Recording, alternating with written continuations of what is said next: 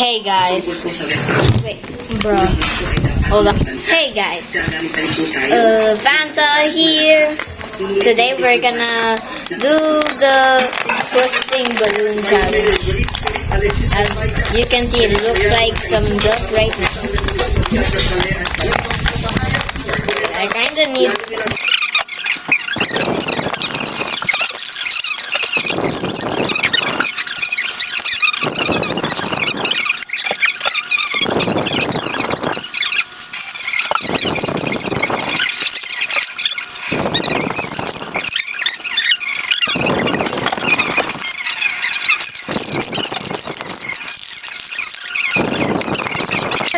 with cardboard. We need some walls.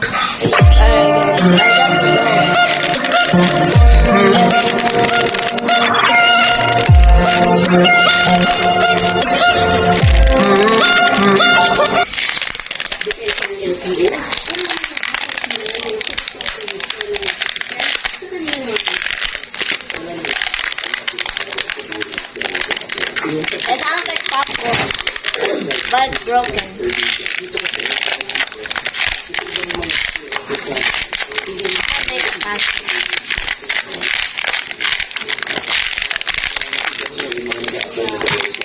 Oh, I can see through. Does this see me through? I can see. Whoa, I see it. I see you guys dark brown.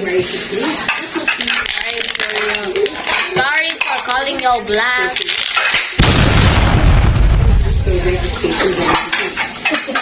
Jesus. At least one ball didn't pop.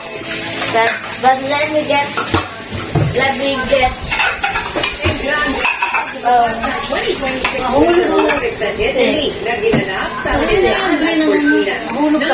toothpick.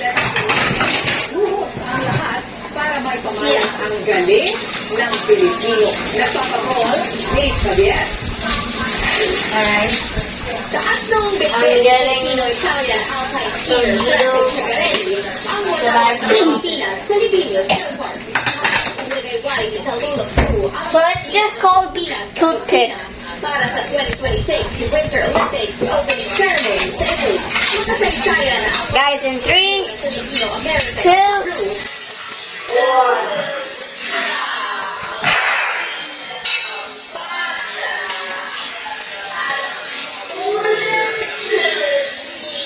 Winter Olympian sa edad ng 17.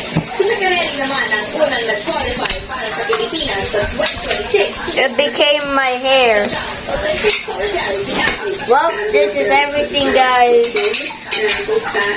Hope this challenge became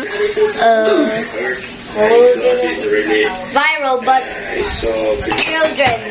children, please don't use it with your bare hands. You might what was it again? You might get pain, like it's like, and then your hand swells up.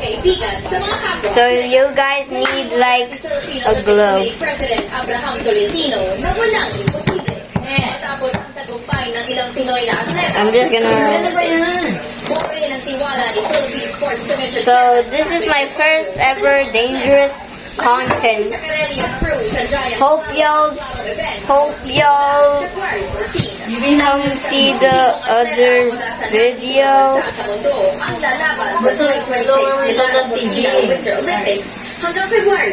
Wait. Have a great day. Like and subscribe and goodbye.